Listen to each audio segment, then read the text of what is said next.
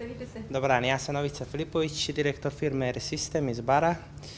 Naša firma se bavi održavanjem stambenih ulaza, uljepšavanjem naših ulaza koji su u veoma lošem stanju kroz Bar. Postičemo stanare koji žive u tim zgradama da vode više računa o životnoj sredini, da vode više računa o zaštiti svojoj i normalno da redovno obaveze te izmiruju kako bi imali osnova za sve radnje koje treba u njihovim zgradama.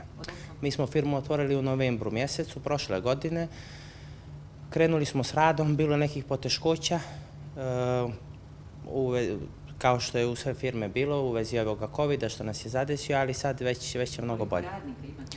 Imamo, za kratko vrijeme smo već 5 radnika zaposlili. Trudili smo se da to sve budu onako ljudi koji nisu imali nikakav posao, znači ljude sa biroa.